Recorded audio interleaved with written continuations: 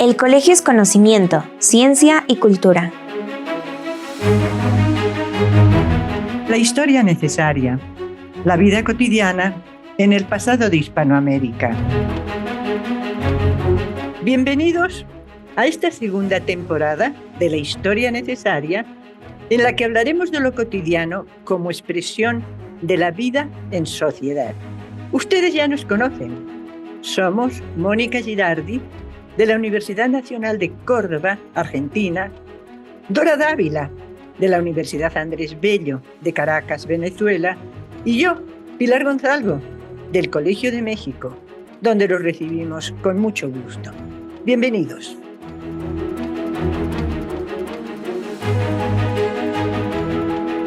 Pulgarcito en el Nuevo Mundo. Soy Pilar Gonzalvo, del Colegio de México. ¿Recuerdan el cuento de Pulgarcito? Sin duda les resulta familiar.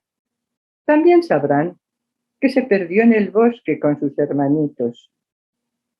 Pero si han leído una versión modernizada y políticamente correcta, no les dirán que sus padres los obligaron a perderse en el bosque, a alejarse de la casa, porque no podían alimentarlos y esperaban que muriesen de hambre o los matasen los animales salvajes, mientras ellos solos intentaban sobrevivir.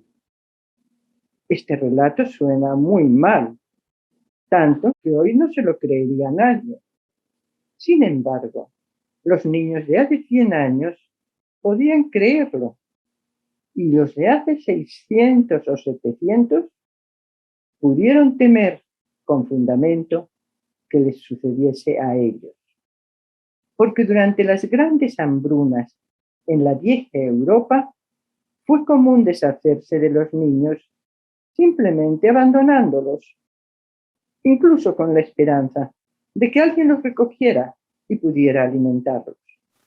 Por otra parte, el Evangelio de San Lucas relata que al cumplir los 12 años, Jesús fue con sus padres a Jerusalén para celebrar la Pascua. Allí se perdió y sus padres lo buscaron durante 3 días hasta encontrarlo. Hoy puede parecernos una anécdota pintoresca añadida por Lucas, el evangelista con gran conocimiento de la sensibilidad de los fieles.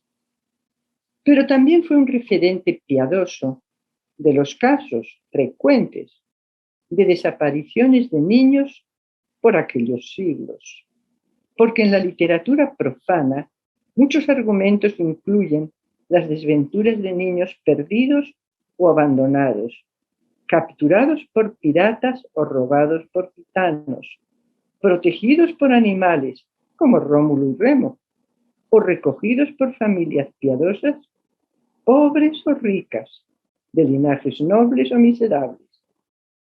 Todo un género literario, la novela bizantina, se basó en pérdidas y reencuentros de familias dispersas. Incluso se mencionan en las biografías de santos medievales. El abandono de recién nacidos se aceptaba como una práctica inevitable en tiempos de hambruna, sobre todo en el campo, hasta mediados del siglo XVIII, cuando aumentó considerablemente el número de abandonos en las ciudades, como consecuencia del desamparo, la ignorancia y la necesidad de mujeres que migraban en busca de trabajo. Precisamente por esa época disminuyó en la Ciudad de México la proporción de bautizos de niños ilegítimos españoles, que en el siglo anterior había superado el 30%. Fueran solteras o casadas, las mujeres que no podían ocultar el fruto de su deshonra se sentían marginadas y avergonzadas.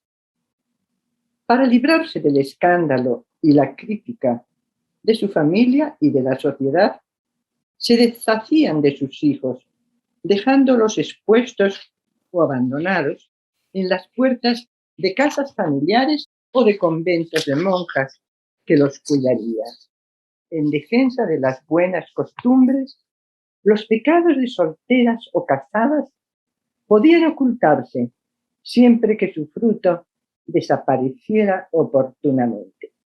Cuenta el padre Alcocer, de la Compañía de Jesús, que en la Ciudad de México, en los primeros años del siglo XVIII, cito, una señorita de obligaciones se dejó deslizar a un vergonzoso exceso, cuyas consecuencias se hicieron visibles al cabo de pocos meses. No se atrevía ella a confesar su culpa, porque sus padres eran tan pundonorosos de su reputación y buen lustre como atentos al recato de su hija. Consiguió ocultar ante ellos su vergüenza, manteniéndose encerrada con el pretexto de una enfermedad, hasta que llegó la hora crítica en que los dolores eran tan fuertes que sus padres pensaron que estaba al borde de la muerte, por lo cual llamaron a un confesor. Un sacerdote jesuita se hizo cargo de la situación. Solicitó ayuda de una moza de la casa y sugirió a la joven que se encomendase a la Virgen de los Dolores, advocación muy oportuna, porque pocas horas después desaparecieron los dolores, mientras el confesor salía de la casa con un pequeño bulto envuelto en su manteo, que entregó a una mujer que casualmente encontró en una esquina. El relato, que pretendía ser edificante, destacaba cómo se salvó el buen nombre de la familia.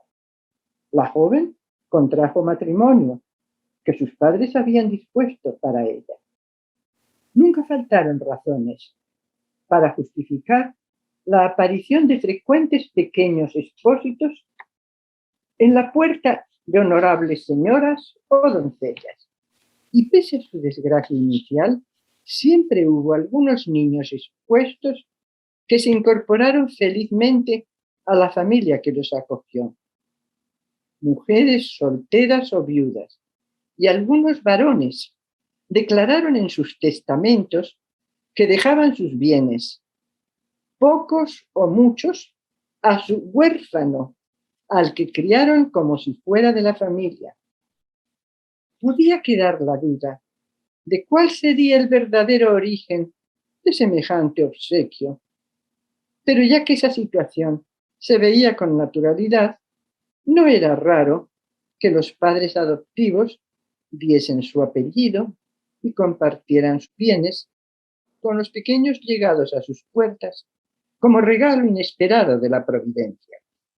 En el último cuarto del siglo XVIII, los representantes de la Ilustración pretendían crear un mundo mejor, pero ese mundo era incompatible con la tolerancia que había imperado en la Nueva España.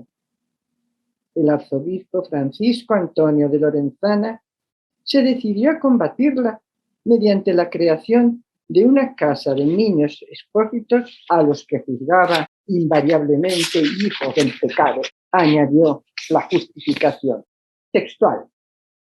Durante los 2 primeros siglos de nuestra conquista fue mucha la libertad de pecar y no se avergonzaban de criar y ensalzar a los hijos naturales en la casa de sus mismos padres, y aún en las mayores dignidades eclesiásticas se colocaban los ilegítimos, públicamente conocidos como tales. Además, era menor el número de los desamparados. Y terminaba con la rotunda declaración de que no se confundan las jerarquías, no se trastornen las calidades, castíguese la culpa, no se dé fomento a la lujuria. Como si la decisión de tener o no tener un hijo indeseado fuera una opción sencilla que pudiera tomarse con frivolidad. Los libros de la Casa de Expósitos del señor San José en la Ciudad de México, durante las primeras décadas de su funcionamiento, muestran una realidad diferente. La mayor parte de los abandonados procedían de familias muy pobres o de madres gravemente enfermas. proporcionalmente pocos fueron los abandonados por salvar el honor de una doncella o de su familia, siendo españoles o tenidos por tales, según la costumbre. En efecto, la Ilustración traía novedades, pero estas novedades no siempre fueron favorables para la convivencia, ni mejoraron la vida de quienes carecían de bienes de fortuna o una familia acogedora.